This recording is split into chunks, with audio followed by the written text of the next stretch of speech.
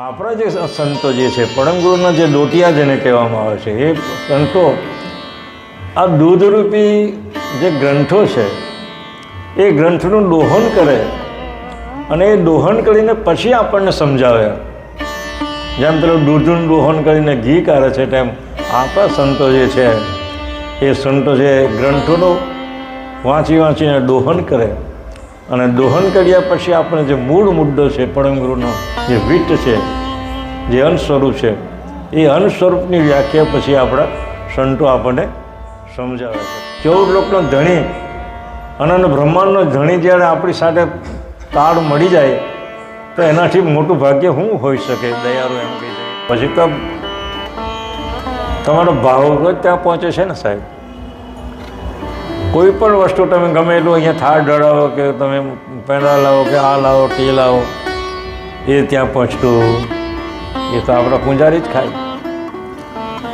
પણ તમારો ભાવ એની સાથે જાગ્રત હોવો જોઈએ. તમે જે કંઈ બી પ્રસાદ ધરાવો એ પ્રસાદની સાથે તેની પાછળ પણ તમારો ભાવ, સંયુક્ત ભાવ, પ્રીત, લગામ એ તમારો હોય તો એ પ્રસાદ પરમ ગુરુને અર્પણ થયો કહેવાય. પરમ ગુરુનું જે જ્ઞાન જે છે એ વિજ્ઞાન જ છે ને, અને એ જ્ઞાનના તમે વેચતા થશો એટલે વૈજ્ઞાનિક રીતે તમે એના વેચતા થઈ શકશો. કારણ કે આપણો કોઈ પંચમ વેદ છે સાહેબ, એ પંચમ વેદનો ટોટલી જે ગ્રંથ છે એ ટોટલી ગ્રંથ છે વૈજ્ઞાનિક પર આધારિત છે.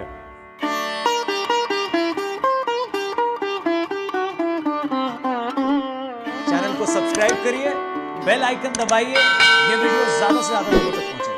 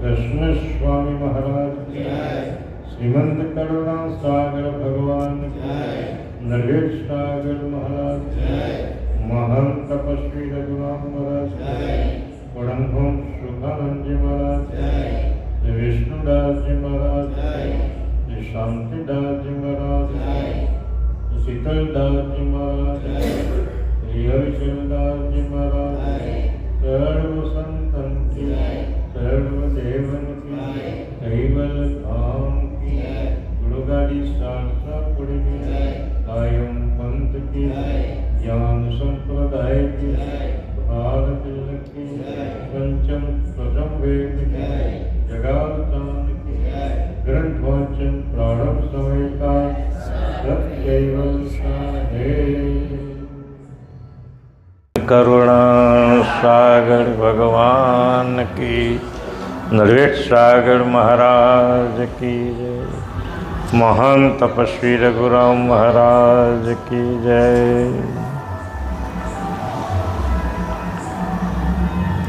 ગલિત વચન અષડ સાગર અમૃત રસ પ્રીત ભરિયા કહે કુવેર લક્ષને તણો ભક્ત ન જત મેં કાજ સળિયા. ગલિત વચન ગુણવાગર સાગર નેત્ર અમિત રત પ્રીત ભર્યા કહે કોઈ એ લક્ષ નીતિ તણો ભક્તના જગત મેં કાજ સળિયા.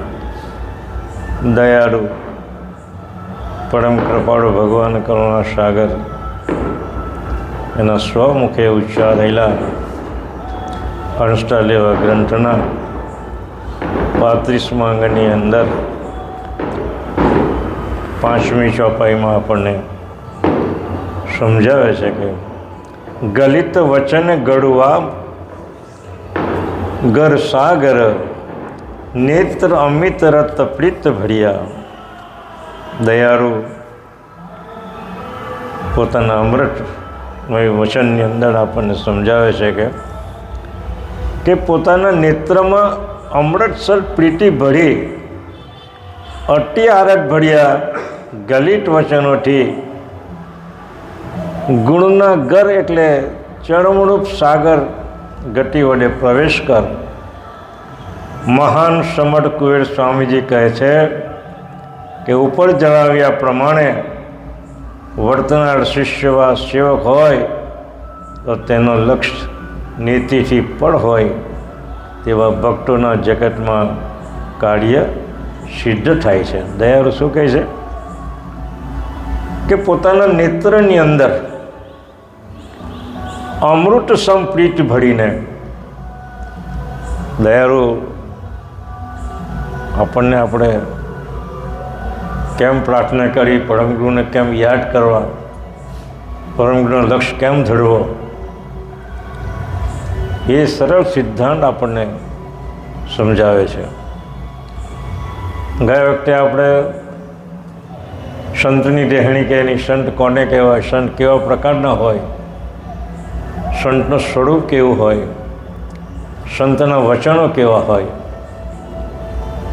એ વચનોથી એને પારખી શકાય છે. આપણે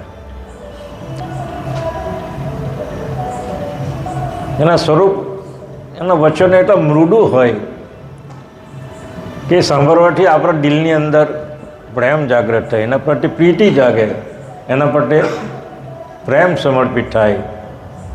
એવા જે પ્રીતિ ભરેલા જે વચનો છે એ કોણ ઉદ્ગાર કરી શકે? પરમ સિવાય બીજું કોણ હોઈ શકે? પરમ ગુરુ સિવાયના બીજા બધા સંતો છે, બધા વિકારી સંતો છે. અને પરમ ગુરુ એક એવા પુરુષ છે જેમાં વિકાર હોતો જ નથી, અવિકારી પુરુષ એને કહેવાય. એટલે એના વચનો જો આપણે આપણા હૃદયમાં ગ્રહણ કરીએ, એની પર પ્રીત ભરીને અતિ આરત ભર્યા ગતિથી વચનોનું ગુણગાન આપણે ગાઈએ તો સમર્થ પુરુષ પરમ ગુરુ એમ કહે છે કે હું ન હોવા છતાં પણ તમારા કામ મેં કરવા માટે સમર્થ છું, પણ તમારો પ્રેમ, તમારો પ્રીતિ, તમારી લગાવ એ શુદ્ધ હોવો જોઈએ. જ્યાં સુધી એ પ્રેમ શુદ્ધ ન હોય ત્યાં સુધી પરમ ગુરુ કોઈ કામ કરતા નથી. એમ ચોખ્ખું જ લખે છે કે ભક્તના કામ જો કરવા હોય તો એના જે અમૃતમય વચનો છે એ વચનોને તમારી નેત્રની અંદર પ્રીતિ ભળીને એને સંગ્રહ કરે તો તમારા જગતમાં ન હોવા છતાં પણ મેં કામ કરી શકું છું. અને દુનિયાના ઘણા બધા દ્રષ્ટાંતો છે જ. પામજી ન હોવા છતાં પણ અહીંયા ઉમરાની ધરતી પર પરમ ગુરુના 10 દિવસ સુધી પાવન પગલાં પડેલા છે. અને આવી પવિત્ર ભૂમિ ઉપર તમે જે કંઈ બી તમારા સ્વરૂપની અંદર એકદમ ચોખ્ખાઈથી, એકદમ વિશુદ્ધ ભાવથી પરમ ગુરુને પ્રાર્થના કરો તો તમારા કામ કડિયાવીને રહેતા નથી. એટલે દયાળુ કહે છે કે જો આવો પ્રેમ તમારે મારી પાસે હોય, શુદ્ધ પ્રેમ, કોઈ પણ જાતના એમાં એનો કોઈ અંતરનો બીજો ભાવ ન હોય, તો એવા ભાવ સંયુક્ત તમે મારી જોડે પ્રીતિ કરો, મારી જોડે પ્રાર્થના કરો, મારે જ્યારે સંબંધ બાંધો, તો એવા સંતો, એવા સંતોના અને એવા ભક્તોના કામ હું કર્યા વગર રહેતો નથી. એટલે દયાળુ કહે છે આવી રીતે તમે મારી જોડે પ્રેમ સંબંધ બાંધજો તો તમારા કામ મેં ન હોવા છતાં પણ હું કરી શકું છું. આગળ શું કહે સાખી? સંત સેવા ગુરુ બંદગી આઠે પોર અભ્યાસ પ્રીત સહિત પૂજે હરી તો કહીએ નિજ દાન. સંત સેવા ગુરુ બંદગી હાથે પહોર અભ્યાસ પ્રીત સહિત પૂજે હરી શો કહીએ નિજ દાસ. દાસની વ્યાખ્યા 56ની અંદર બહુ સરસ આપેલી છે અને 64ની અંદર દાસની વ્યાખ્યા આપી છે. 4 પ્રકારના ભક્તોની તેમાં દાસની પણ એક વ્યાખ્યા આપી છે. એમાં એ દાસની વ્યાખ્યા એવી છે કે પ્રીત સહિત પૂંજે હરી. કેવી રીતે પૂંજવાનું છે આપણે? પ્રીત સહિત પૂંજે હરી. હરી એટલે પરમ ગુરુ અર્થાત કૈવલ કરતા એને પ્રીત સહિત જો પૂંજવામાં આવે તો એવા દાસને, આપણે એવા ભક્તને, એવા સંતને નિજ દાસની વ્યાખ્યા પરમ ગુરુ અહીંયા આપેલી છે. કહે છે કે સંત સેવા ગુરુ બંદગી, સંતની સેવા અને ગુરુ એટલે પરમ ગુરુ એમ, અથવા તો જેને આપણે દેહધારી શરીરો છે એવા જે ગુરુ છે, એ ગુરુ પર સંતનું જ સ્વરૂપ છે ને. પરમ ગુરુના જે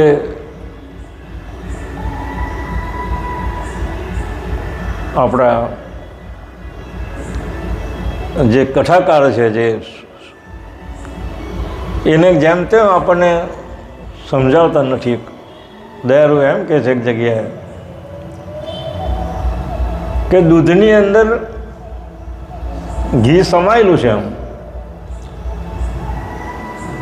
પણ દૂધને દહીંમાં પરિવર્તન કરવામાં આવે અને દહીંને છે તે માખણમાં પરિવર્તન કરવામાં આવે અને માખણને તો આવીને ઘીમાં પરિવર્તન કરવામાં આવે તો એ ઘીથી દીવો પ્રગટી શકે છે. પણ દૂધથી દીવો પ્રગટ થતા, દૂધથી દીવો પ્રગટે, દૂધની અંદર દીવી બોડીને જો દીવો સળગાવવામાં આવે તો દૂધથી દીવો સળગતો નથી. પણ દૂધમાંથી દહીં, દહીંમાંથી માખણ અને માખણમાંથી ઘી કરે તો એ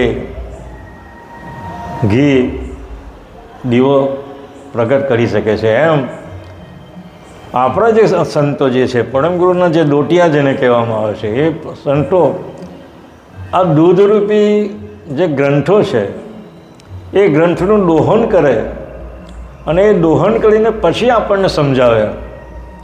જેમ પેલું દૂધનું દોહન કરીને ઘી કાઢે છે, તેમ આપણા સંતો જે છે એ સંતો જે ગ્રંથોનું વાંચીને દોહન કરે અને દોહન કર્યા પછી આપણે જે મૂળ મુદ્દો છે પરમ ગુરુનો, જે વિત્ત છે, જે અંશ સ્વરૂપ છે, એ અંશ સ્વરૂપની વ્યાખ્યા પછી આપણા સંતો આપણને સમજાવે છે. પરમ ગુરુ ગયા પછી પણ સંતોને આટલી તો જવાબદારી સોંપેલી છે કે મારા ગયા પછી તમે વાંચીને ગ્રંથોનો અભ્યાસ કરજો. હવે બંચે ગ્રંથોનો અગાધ બોર્ડની અંદર 86-87 અંગની અંદર લખેલું છે કે તમે ગ્રંથોને મારા ગયા પછી વાંચીને તમે એનું વિટ શોધીને આપણા હરિભક્તો છે તેને તમે સમજાવજો કે જેથી મારી ખોટ ચાલી પડે નહીં. એટલે દયાળુ કહે છે પ્રીત સહિત પૂંજે હરી. પરમ ગુરુનું પૂંજવાનું કઈ રીતે છે? પ્રીત સહિત. અને કઈ રીતે? 8 પહોર અભ્યાસ છે. 8 પહોર એટલે 24 કલાક થયું ને, 8 પહોર એટલે 24 કલાક, 1 પહોર એટલે 3 કલાકનો 1 પહોર, એમ 8 પહોર એટલે 24 કલાકનો એ 24 કલાકમાં કોને સમય મળે સાહેબ? સંસારીને 24 કલાકનો સમય મળે ખરો? પણ જે ખરેખર હરિનો દાસ છે, જે ખરેખર હરિને પીઠ સહી જે પૂજે છે, એ તો 24 કલાક પૂજન કરી શકે. દાખલા તરીકે આપણા તપસ્વી રઘુરામજી મહારાજ અહીંયા આવ્યા પછી પાછળની જગ્યા છે આપણી, તો સવારના 6 વાગે સ્તુતિ પ્રાર્થના પટાવીને 8 વાગ્યાના બેસે તે સાંજના 6 કલાક સંધ્યા આરતી પૂરી થાય. સંધ્યા આરતી થાય ત્યારે એને જાગ્રત કરવામાં આવે, ત્યારે એ ખાલી સંધ્યા આરતી પૂરતા પછી એ જાગ્રત અવસ્થામાં આવે અને ફરી પાછા પરમગુરુના લક્ષની અંદર એ લીન થઈ જાય. અને 8 પોળ એટલે 24 કલાકને ફક્ત ખાલી સંધ્યા આરતીનો સમય એના માટે ફાળવી આપતો, બાકી 24 કલાક સુધી પરમગુરુના નિત્ય ભજનની અંદર અહોનિશે રાતે રહેતા. અને એવા જે સંત છે, એવા જે પુરુષ છે, એને હરિનો દાસ કહી શકાય. દયાળુ એટલે કહે છે કે સંત સેવા ગુરુ બંડ કી આઠે પોળ અભ્યાસ, પ્રીત સહિત પૂંજે હરિ, સો કહીએ નિજદાસ. એને નિજદાસ કહેવામાં આવે. દાસના જે લક્ષણો છે, દયાળુ કહે છે કે 24 કલાક સુધી મારા અંતર સ્વરૂપમાં, મારા સોહંગ સ્વરૂપની અંદર એ કાયમ રત રહે. તે એવા સંતને, અત્યારે એવા હરિભક્તને દાસની ઉપમા આપી શકે છે. આગળ શું કહે છે? દાસા તન ધન તન મન ઉપજે અતિ અનુરાગ,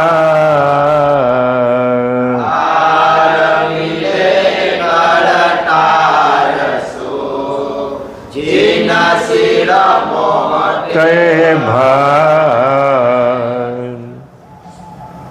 દાસા તન ધન તન મન ઉપજે અતિ અનુરાગ, તાળ મિલે કેળ તારસો, જીન શિર મોટે ભય. દયાળુ આપણને આ લક્ષ ભજનની પણ વાત અહીંયા સમજાવે છે કે લક્ષ ભજન કેમ કરો, કઈ રીતે કરો, અને લક્ષ ભજનની અંદર તમારે કેમ સ્થિર થવું. એમ એ સ્થિર કેમ થવું એનો મૂળ સિદ્ધાંત આ ચોપાઈમાં આપણને સમજાવે છે. શું કહે છે? દાસા તન ધન તન મન, તારું તન મન ને ધન એ પરમગુરુના ચરણની અંદર સમર્પિત કરી દેવાનું. દાસા તન ધન મન એટલે પરમગુરુના ચરણની અંદર, એના સોંગ ચરણની અંદર તન મન અને ધન. ધન એટલે પ્રણવરૂપી ધન. તન ને મન તો એને સમર્પિત કરી દેવાનું. તો એ સમર્પિત કર્યા પછી પરમગુરુના પૂછ્યા વગર કંઈ પણ વસ્તુ આપણે કરી શકીએ. તન સમર્પિત કરી દેવું, તો તનના જે કંઈ પણ વ્યવહાર છે તે પરમગુરુનો જે પ્રદેશ છે, સોહંગ પ્રદેશ છે, એની આજ્ઞા લઈને જ આપણા શરીરની જે કંઈ બી ક્રિયા કરવી હોય તે એની કરી શકીએ. નહીં તો એ તનનો જે વિષય છે, તન ક્યારે અર્પણ કરી શકાય કે જ્યારે પરમગુરુના ચરણની અંદર આપણું તન મન સમર્પિત કરી દઈએ. તો કોઈ પણ પ્રકારનું ચિતવન તનથી કરી શકાતું નથી. અને તન અને મન પણ જે જાગ્રત અવસ્થાનું જે મન છે, જે રાજા છે, જાગ્રત અવસ્થાનો રાજા કોણ છે? મન છે. એટલે મન 24 કલાક સુધી આપણે ઊંઘી જાય ત્યાં સુધી એ છૂટેલું રહે, પણ જાગ્રત અવસ્થામાં છે ત્યાં સુધી મન ભમ્યા જ કરે. એટલે ભમ્યા જ કરે એટલે એ મનને પણ એને ઘરમાં લાવીને પરમગુરુના ચરણની અંદર સમર્પિત કરવાનું, તો જ એ પરમગુરુને અર્પણ થઈ શકે છે. એને ઉપજે અતિ અનુરાગ. અનુગ્રહ એટલે પ્રેમ. એ ક્યારે પ્રેમ ક્યારે ઉપરે? તન અને મનને જો પરમગુરુના ચરણની અંદર સમર્પિત પડી રાખીએ તો આપણો પ્રેમ અતિ અનુરાગ, એટલે પ્રેમ એટલો ઉત્કૃષ્ટ વળી જાય કે એના સિવાય બીજું આપણને કંઈ દેખાતું નથી, કંઈ બીજું કંઈ ભાવતું નથી. કારણ કે એ દાસાતન થઈ ગયો છે. એટલે કહે છે ઉપજે અતિ અનુરાગ, તાળ મિલે કર તાળશું. આ પરિસ્થિતિ જ્યારે તમારી હોય ત્યારે કૈવલ્યકર્તાની સાથે તમારો તાળ મળે. કેવું? દાસાતન ભાવ હોવો જોઈએ, એના પ્રત્યે શુદ્ધ પ્રેમ હોવો જોઈએ, એના પ્રત્યે શુદ્ધ અનુરાગ હોવો જોઈએ. તન મન અને ધન એને સમર્પિત કરી દેવું જોઈએ. આટલું કર્યા તો જ તમારો જે તાળ છે, સોહંગરૂપી જે તાળ છે, એ તાળ પરમ ગુરુના ચરણની અંદર અર્પિત થાય. ત્યાં સુધી અર્પિત થતો નથી. એટલે કહે છે તાળ મિલે કરતાળ છો, ત્યારે જ કરતાળને કીર્તનનો આ તાળ તમે મેળવી શકો છો. જીન શિર મોટે ભાગ, આનાથી મોટું ભાગ્ય શું હોઈ શકે? આ તાળ જો તારા સોહંગરૂપી તાળ જે છે એ પરમ ગુરુના ચરણમાં સમર્પિત થઈ જાય તો એના સિવાય મોટું કયું ભાગ્ય હોઈ શકે? આખી દુનિયામાં 14 લોકનો કોઈ બી નિરંજન પુરુષ તમારા ચરણે આવે આ પ્રયત્ન કરતાં કરતાં અને કહે કે આ આખું 14 લોકનું સામ્રાજ્ય તને હું સમર્પિત કરી દઉં છું, તું પાછો વળી જા. પણ તોય દયાળુ એમ કહે છે કે એના તરફ જરાક પણ કિંચિત માત્ર પર દ્રષ્ટિપદ જોશી નહીં, કારણ કે તારું પરમપદ જે કૈવલ ધામ છે, કર્તાનું જે ધામ છે, એનો જે લક્ષ્ય છે એના તરફથી જરા પણ મળી શકવાનો નથી. એટલે દયાળુ કહે છે તાળ મિલે કર તાળશું, જીન શિર મોરે પાય. આના સિવાય મોટું ભાગ્ય શું હોય છે? કર્તાને મેળવ્યા પછી બીજું કંઈ કામ ખોટું જ રહેતું જ નથી ને. કર્તા મળી ગયા પછી, પરમપદનું ધામ આપણે મળી ગયા પછી બીજું શું મેળવવાનું રહે? 14 લોકનો ધણી, અનંત બ્રહ્માંડનો ધણી જ્યારે આપણી સાથે તાળ મળી જાય તો એનાથી મોટું ભાગ્ય શું હોઈ શકે? દયાળુ એમ કહી શકે. એટલે કહે છે જીનશીર મોટે ભાગ, જેના ભાગ્યમાં જો લખાયેલું છે એનાથી ઉત્તમ પદ કોઈ હોઈ શકે નહીં. દયાળુ કહે છે હવે ભક્ત પદની લીકા કો અંગ 36. આગળ શું કહે છે? પ્રથમ હિ દાસ લઘુ તાય ગુરુ તે તિલક તુલસી જપ માલ કર મેં ચાહડી ચાહ ચંતા ભઈ દોલસ દાયના સહાય ગર મેં. ભક્ત પદનાલિકા કો અંગ 36. દયાળુ આપણને કહે છે કે જો કર્તાની સાથે જો તાળ મેળવવો હોય, આગળ વાત કરી ને તાળ મિલે કીર્તાળ છો, જીન શિર મોટે ભાગ. એટલે તમે જો કર્તાની સાથે તાળ મેળવવો હોય તો તમારો દાસતાન ભાવ જાગૃત કરવો પડે. દાસતાન ભાવ જ્યાં સુધી તો ન આવે ત્યાં સુધી કર્તાની સાથે તમે તાળ મેળવી શકો નહીં. એટલે કહે છે પ્રથમ હિ દાસ લઘુતાય ગુરુ તે લઈ તિલક તુલસીમાં જપ માલ કરમે. દયાળુ કહે છે કે ભક્તની પ્રણાલિકા માટે શિષ્ય પ્રથમ દાસતન ભાવે ગુરુ પાસે જઈને દીક્ષા મંત્ર લેવો, જાપ જપવા, હાથમાં તુલસીની માળા ધારણ કરવી તથા તિલક કરવું. આ બધા પ્રાથમિક તબક્કાના જે બધા ચિહ્નો આપણને બતાવે છે કે તું જ્યારે ગુરુ ઉપદેશ લે ત્યારે આ પ્રકારની ક્રિયા તમારે ફરજિયાત કરવી પડે. તુલસી માળા ગ્રંથમાં રાખવી પડે, માલાનો જાપ જપવો પડે, તિલક કરવું પડે. ગામમાં 50% લોકો તિલક જ નથી કરતા. એટલે તિલક ગુરુનું સાનિધ્યમાં ગયા પછી તમારે ભક્તની પ્રણાલિકા માટે એક તો દાસાતન ભાવ ધારણ કરવો પડે, દીક્ષા લઈને દીક્ષા મંત્ર લેવો જોઈએ, એનો જાપ જપવો જોઈએ, હાથમાં તુલસીની માળા પણ તમારે ધારણ કરવી તથા કપાળ ઉપર તિલક કરવું અને શરીરમાં ઉત્સાહ લાવી હરિની પ્રાપ્તિ માટે ચિંતા રાખી પોતાના શરીરરૂપ ઘરમાં જ્યાં સુધી વસ્તુરૂપ મુદ્દો એટલે સ્વ સ્વરૂપ પ્રાપ્ત ન થાય ત્યાં સુધી શાંત બેસી રહેવું જોઈએ.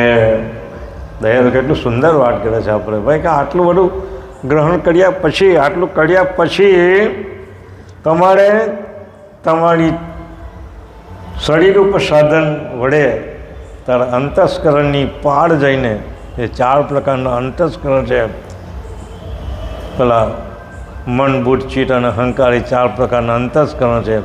એ અંતસ્કરણથી પળ જઈને તારા શુદ્ધ સ્વરૂપના જાગ્રત સ્વરૂપમાં રહીને જે નચિત અંતસ્કરણ છે એ ગઢમાં જઈને તમે આની ચાહના કરો તો વસ્તુરૂપ મુદ્દો એટલે પરમ ગુરુનું જે અંશ સ્વરૂપ જે છે આપણા શરીરની અંદર જે બ્રહ્મરંધ્રમાં જે અંશ સ્વરૂપ જે વિલાયમાન છે એ અંશ સ્વરૂપની જ્યાં સુધી પ્રાપ્તિ ન થાય, જ્યાં સુધી એનો અનુભવ ન થાય, જ્યાં સુધી એનું દ્રશ્યમાન ન થાય, ત્યાં સુધી આપણે શાંતિથી જપીને બેસવું જોઈએ નહીં. એટલે એનો મતલબ શું થાય? આઠે પોર અભ્યાસ જ કરવો પડે ને.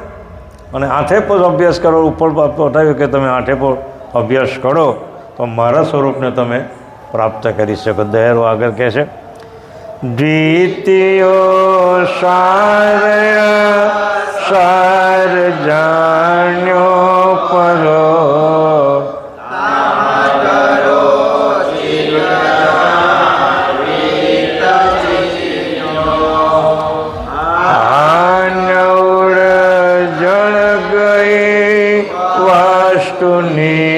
વગલહી ભેદ પામી ગયો ભાવ ભીનો. દ્વિતીયો સાર અસાર જાણ્યો પર તહાં દરો ચિત્ત જહાં વિત્ત ચીનીએ આન્ય ઉર્જણ ગઈ વસ્તુની વગલહી ભેદ પામી ભયો ભાવ ભીનો. દયાળુ ભક્તિની વ્યાખ્યા આપતા અહીંયા જણાવે છે કે તમે પહેલાં ગુરુની પાસે જાઓ તો દીક્ષા મંત્ર ગ્રહણ કરો, ત્યારબાદ છે તે જાપ જે કંઈ એને ગુરુ મંત્ર જે આપ્યો છે એનો જાપ જપવો, કંઠી ઉપદેશ લીધો તો ગળામાં કંઠી ધારણ કરવી અને માથે બહાર તિલક ધારણ કરવું. આ પ્રકારની પ્રાથમિક ભૂમિકા પરમગુરુ આપણને શિષ્યને સમજાવે છે કે આ પ્રકારની તમારી પ્રાથમિક ભૂમિકા છે એ તમારે અવશ્ય કરવી જોઈએ. ત્યાર પછી બીજો જે પ્રકાર અહીંયા બતાવે છે ભક્તિનો, શું કહે છે કે આમ કરવાથી ભક્તિનો બીજો પ્રકાર હાથ લાગશે. હવે બીજો પ્રકાર શું કહે છે કે જેથી સાર અને અસાર જાણી તેનાથી પર જ્યાં જાણવું વિત્ત છે ત્યાં ચિત્તને ધારણ કરો. શું કહે છે કે જે સાર અને અસાર, શરીરની અંદર સાર વસ્તુ શું છે? અંશ સ્વરૂપ છે ને. શરીરની અંદર સારરૂપ મુદ્દો શું છે? અંશ સ્વરૂપ છે. અને અસાર છે જે ઇન્દ્રિય અંતસ્કરણ છે, એ જે 84 પ્રકારના જે તત્વો છે તે બધા અસાર છે. એ અસારને છોડીને સારરૂપ મુદ્દો ગ્રહણ કરી એટલે અંશ સ્વરૂપને ગ્રહણ કરીને તેનાથી પણ જઈને જ્યાં પરમગુરુ જે જાણ જે આવી રહેલી છે, જે સજાણ જાણ પરમગુરુનું જે સજાણ જાણ સ્વરૂપ છે, મહદ સજાણ જાણ સ્વરૂપ છે, એ પરમગુરુનું જે અલ્પજ્ઞ સજાણ જાણ સ્વરૂપ જે છે તે આપણા શરીરમાં જે આવી રહી છે એ જાણને તમે ચિત્ત દ્વારા ગ્રહણ કરો, ચિત્ત દ્વારા તમે એને પકડો. જાણને પકડો એટલે શું કરવું પડે? જે નચિત છે એ નચિતના ઘરમાં જઈને એ જાણને તમે પકડો તો પરમગુરુનો જાણરૂપ જે મુદ્દો છે, જે વિત્તરૂપ મુદ્દો છે, અંશ સ્વરૂપ છે, એ તમે જાણી શકો છો. ત્યાં ચિત્તને ધારણ કરવું. શું કહે છે? ત્યાં ચિત્તને ધારણ કરવું. બાપજી કહે ને કે મેરો તને ચૈતન્ય ચિદ રૂપા, મારું જે ચૈતન્ય સ્વરૂપ છે એ ચૈતન્ય સ્વરૂપને જો તમારે ઓળખવું હોય તો તમારું જે ચીડ અંતસ્કરણ છે, જે સાતમી ભૂમિકા જે છે જેને ચીડ કહેવામાં આવે છે, એ તટસ્થ બ્રહ્મસંગી, તટસ્થ તુડિયા બ્રહ્મસંગી જે છે એ ચીડની અંદર જે છઠ્ઠી ભૂમિકા જે છે ને એ ચીડાભાસ છે, એ કૈવલ્યકર્તાનો પ્રકાશ છે.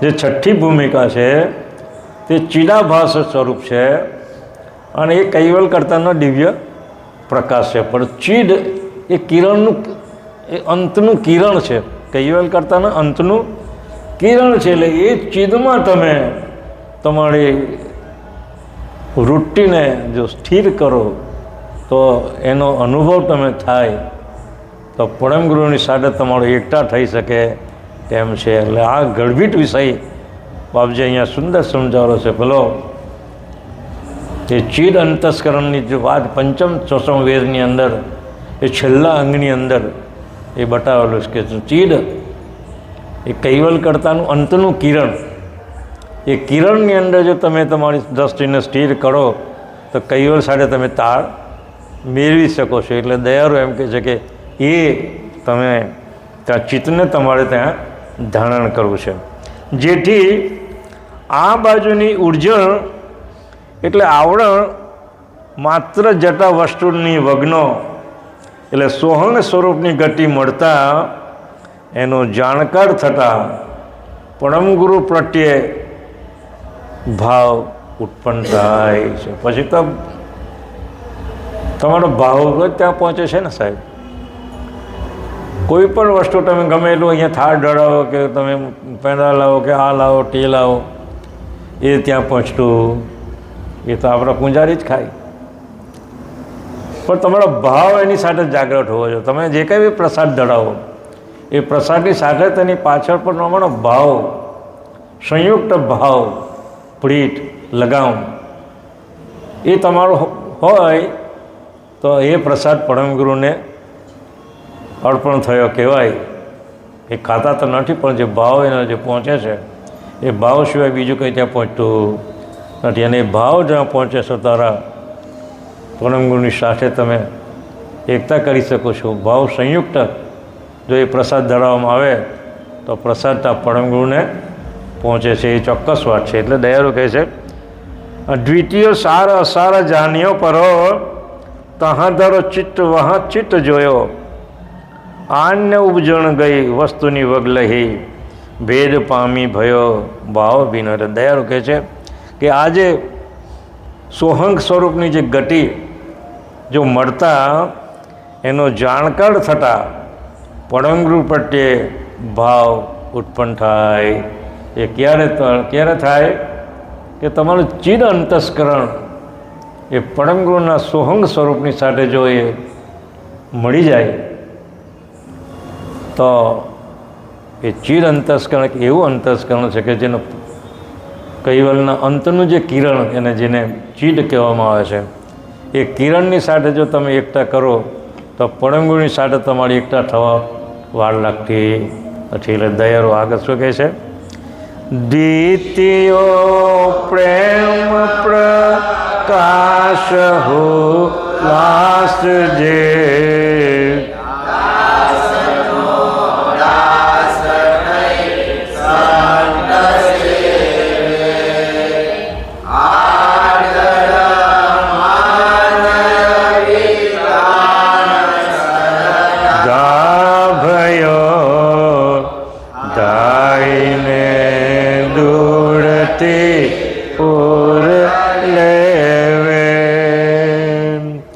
દ્વિતીયો પ્રેમ પ્રકાશ હુલાસ જે દાસનો દાસ થઈ સંત સેવે આદર માન અવિલાન શ્રદ્ધા ભળ્યો દાયને દૂરથી ઉડ લેવે.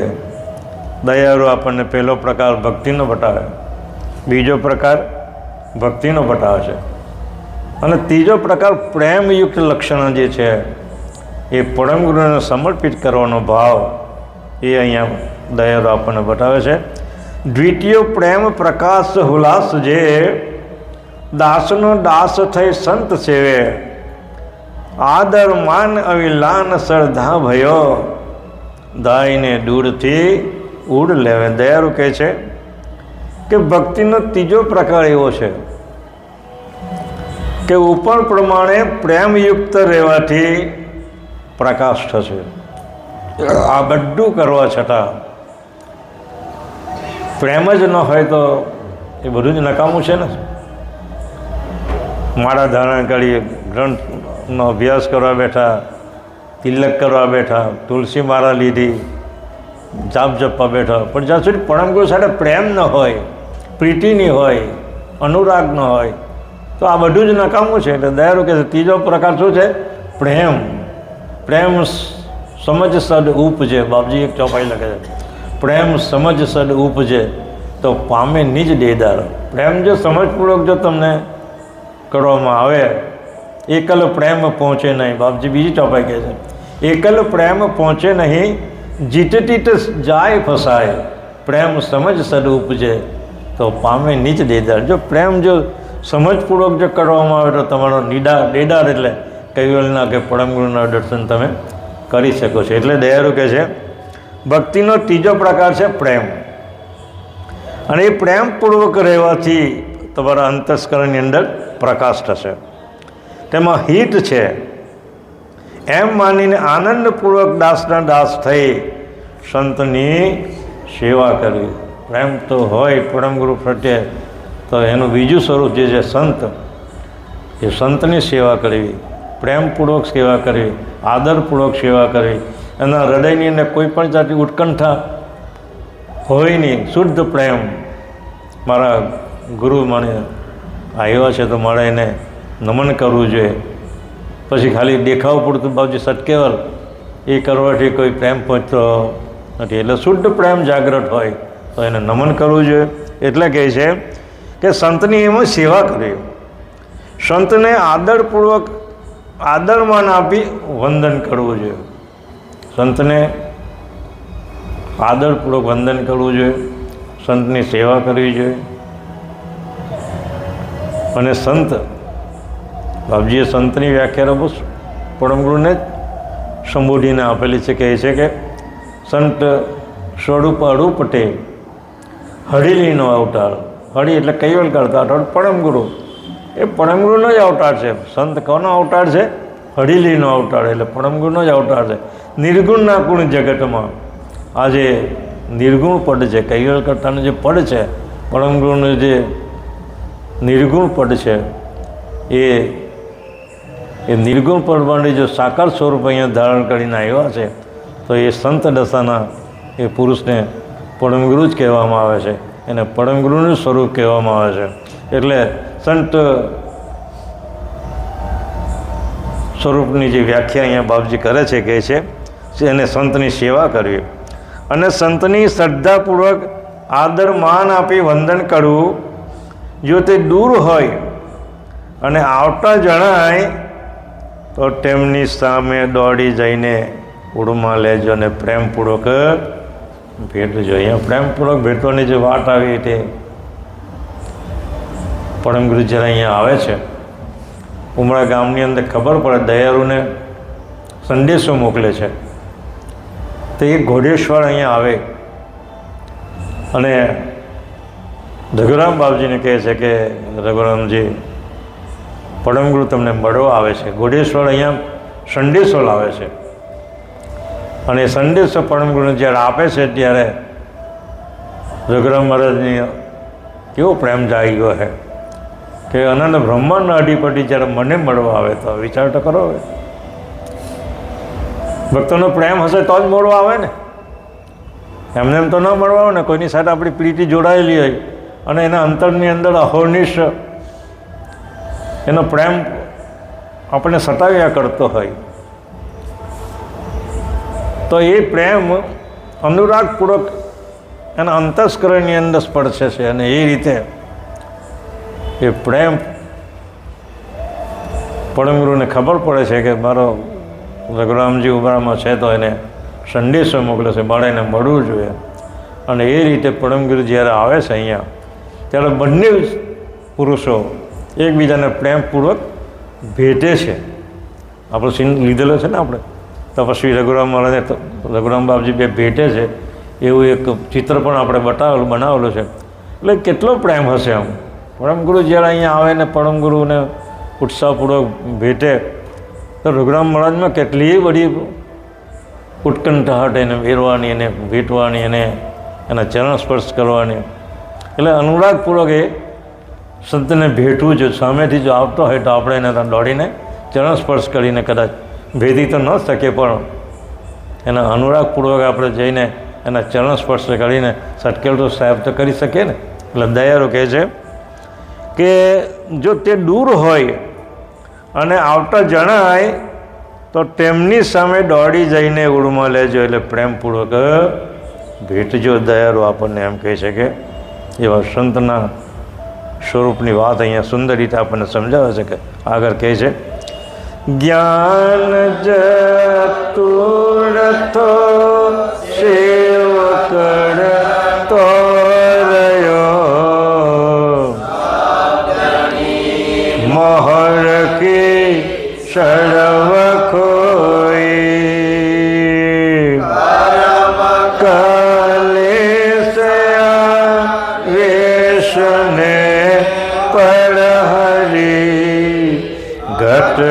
નાથ આત્મા એક જોઈ. જ્ઞાન ચતુર્થો શિવ કરતો હો, શબ્દની મોહરખી સરવ કોઈ. કર્મ કલેશ આવેશ પણ હળી, ગટ ગટ આત્મા એક જોઈ. દયાળુ આપણને વધુ સ્પષ્ટ કરતા જણાવે છે. કેવું છે કે આમ સેવા કરતા શબ્દની શરમ તાળી દઈને કર્મકાંડ તથા કલેશ આડી આવેશને દૂર કરીને સર્વઘાતમાં એક આત્મા છે એમ જોઈ જ્ઞાનને પામવું એ ચોથો પ્રકાર છે. એટલે શબ્દની મોડખી એટલે આ મારાથી મોટો છે, આ મારાથી નાનો છે, આનાથી મારાથી કંઈક થાય નહીં. પછી જે શબ્દને જે મોડખી એટલે જે અડબ છે એને તાળી દેવી જોઈએ, એને બાજુ પણ મૂકી દેવી જોઈએ. તો મોટો હોય કે નાનો હોય, એક જ અંશના આપણે તો પરમગુરુના જ અંશો છે ને, એવી મનની અંદર આપણે ધારણા કરવી જોઈએ કે આ મારો ભાઈ છે, મારો પરમગુરુનો અંશ છે, મારે ને આને જે સંબંધ છે ભાઈબંધનો એ અતૂટ છે, એમાં કોઈ પણ જાતની મોડખી આપણે રાખવી જોઈએ નહીં. એટલે સેવા કરતા શબ્દની શરમ તાળી દઈને કર્મકાંડ તથા કલેશ આડી આવેશને દૂર કરીને સર્વઘાતમાં એક આત્મા છે એમ જોઈ જ્ઞાનને પામવું એ એનો ચોથો પ્રકાર છે. ભક્તિનો ચોથો પ્રકાર છે. દયાળુ ભક્તિનો જે પ્રકાર છે તે આપણને સમજાવે છે. જ્યાં સુધી આ પ્રકારના ભક્તિના જે પ્રકારો છે એ પ્રકારો તમે તારા અંતસ્કરણમાં ધારણ ન કરો ત્યાં સુધી પરમગુરુનો જે લક્ષ્ય છે, પરમગુરુની પ્રીત છે, પરમગુરુનો જે પ્રેમ છે, એનો જે અનુરાગ છે એ કદી પણ આપણને પ્રાપ્ત કરી શકીએ નહીં. એટલે આ બધા પ્રકારો આપણને જે સમજાવે છે એ સમજપૂર્વક આપણે એને ગ્રહણ કરવું જોઈએ. એટલે દયાળુ કહે છે આગળ પાંચમો સંચવે જ્ઞાન વેતા ભયો નિજપતિ પરમગત સરળ ગાવે કુવેરે દાસ દાવે કરે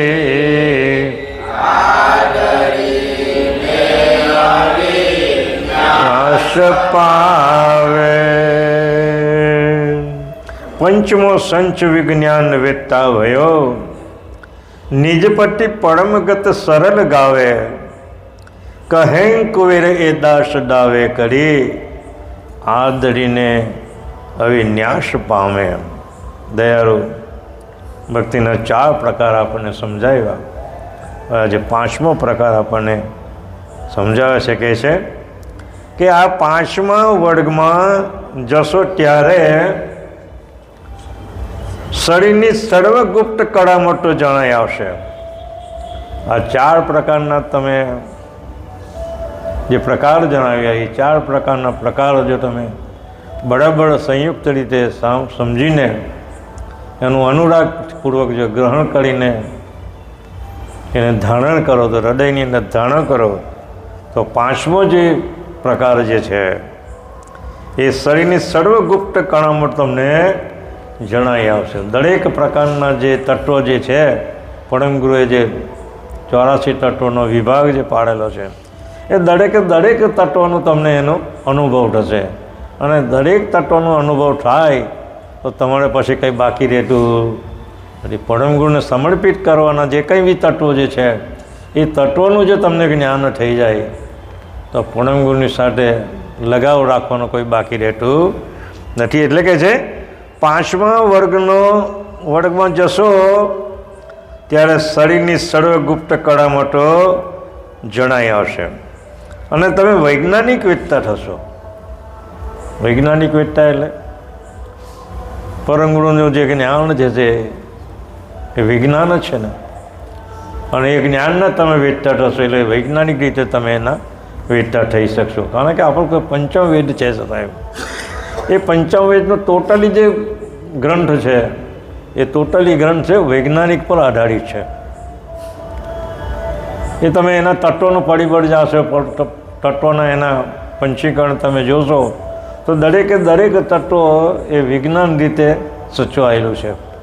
અને એ રીતે એ તત્વોનું પંચીકરણ જો તમને ખબર પડી જાય, 84 તત્વોનો અભ્યાસ તમારે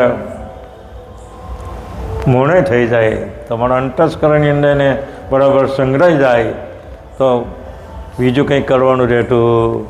કઈ પ્રકારે કઈ તત્વો ચાલે છે, કઈ તત્વોને મારે ઉલટવું છું, કઈ તત્વોનું મારે વર્તણૂક કરવું છે, એ બધું જ જ્ઞાન તમને જો આવડી જાય તો પરમગુરુના વેદતા થતાં કદી વાર લાગતી નથી. એટલે કહે છે વૈજ્ઞાનિક વેદતા થશો જેથી નિજ સકળતાપતિની પરમગતિને સરળ રીતે તમે કહી શકશો. જ્ઞાનના વેદતા જો થાય, 84 તત્વ પ્રકારના જે તત્વો જે છે એ તત્વોને બરાબર જો સમજણપૂર્વક જો તમને ખ્યાલમાં આવી જાય તો સામેની વ્યક્તિ, કોઈ પણ વ્યક્તિ તમારી સામે આવે તો એની સામે કયું તત્વ ચાલે છે, એના શરીરની અંદર કયો પ્રાણ ચાલે છે, કયું તત્વ ચાલે છે, એ તત્વ પ્રમાણે પણ આપણે એની જોડે આપણે વાત કરી શકીએ. અને એને જે કંઈ બી પ્રશ્ન આપણને પૂછે તો એ પ્રશ્નનો જવાબ પણ આપણે તત્વ પ્રમાણે આપણે સમજીને એને આપી શકીએ છીએ. એટલે તત્વનું આટલું જ્ઞાન જો તમારી પાસે હોય તો સામેની વખતે કોઈ પણ પ્રશ્ન પૂછવા આવે તો એ પ્રશ્નનો જવાબ તમે સહેલાઈથી આપી શકો છો. એટલે કહે છે કે પરમગતિને સરળ રીતે તમે કહી શકો. મહાન સમર્થ કોઈ સ્વામીજી કહે છે કે આ પ્રમાણે સેવા આદરનાર દાસ અવિનાશી પદને પામી શકે છે. 5 પ્રકારના જે બાપજી આપની સેવા જે બતાવી, પહેલો પ્રકાર છે પેલા તિલક માલ કરવું, જપમાળા કરવું, બીજો પ્રકાર છે તે સેવા કરવી, ત્રીજો પ્રકાર છે દાસ થવું, ચોથો પ્રકાર છે તે આપણે શરીરની જે સરળ રીત છે એને સમજી લઈ, અને 5મો પ્રકાર છે આ વિજ્ઞાનમય તત્વની જે સમજૂતી છે. આ પ્રકારે 5 પ્રકારના જો તમે સમજો તો કરતા કૈવલ્યને એટલે પરમગુરુને મળતા કંઈ વાર લાગતી નથી. પરમગુરુનું બીજું જે સ્વરૂપ જે છે, સોહંગ જે સ્વરૂપ છે, એ વ્યાપક સ્વરૂપ છે. એ વ્યાપક સ્વરૂપની સાથે પણ તમારી વૃત્તિને જોડો તો પરમગુરુને મળતા કંઈ વાર લાગતી નથી. એટલે સાખીશું કે પ્રથમ દ્વિતીય જીવદાસ પદ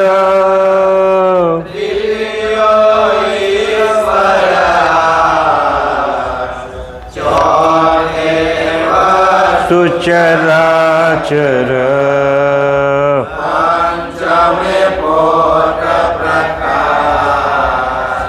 પ્રથમ દ્વિતીય જીવદાસ પદ, તૃતીય ઈશ્વર દાસ, ચોથે વસ્તુ ચરાચર, પંચમે પોટ પ્રકાશ. દયારો અંગ પૂરું થાય એટલે સાખી આપણને સમજાવે છે. એટલે આખા અંગનો જે સારાંશ, આખા અંગનો જે સારાંશ જે સાખીની અંદર આપણને સમજાવી જાય છે. શું કહે છે? ભક્તિના 5 પદમાં પ્રથમ જીવ એટલે પેલી તુલસી માળા ધારણ કરવું, આ તે કરવું, એ બધું સમજાયું ને. તિલક કરો, જપ કરો, લક્ષ ભજન કરવું, એ પ્રથમ પ્રકાર છે. બીજો છે તે ભક્તિનો બીજો પ્રકાર. એટલે આ રીતે પ્રથમ પદમાં જીવ, બીજો દાસ, ત્રીજો પ્રકાર છે હરિની આશાવાળો, અને ચોથો ચરાચર વસ્તુના જ્ઞાનવાળો, અને 5મો પોતે પોતાના મૂળ પોતને જાણનારો. એટલે આ 5 પ્રકાર પરમગુરુ અહીંયા ભક્તિના 5 પ્રકાર જે બતાવ્યા છે, એ 5 પદને જો તમે જાણો તો પરમગુરુના સ્વરૂપને ઓળખતા વાર લાગતી નથી. દયાળુ કહે છે આગળ, સેવત હરિ ગુરુ શાંતને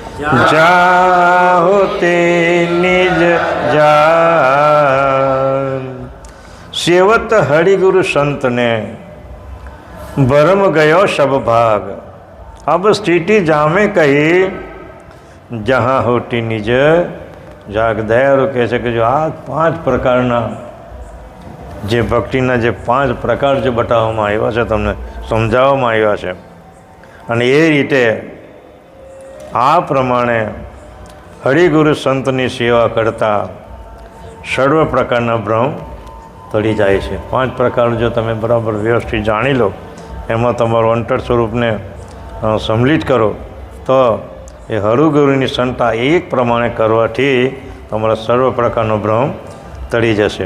અને ઉપરાંત પોતે પોતાનું નિજ સ્વરૂપ જ્યાં હતું ત્યાં સ્થિર થઈને સદાને માટે વિરામ પામશે. પોતાનું સ્વરૂપ ક્યાં હતું?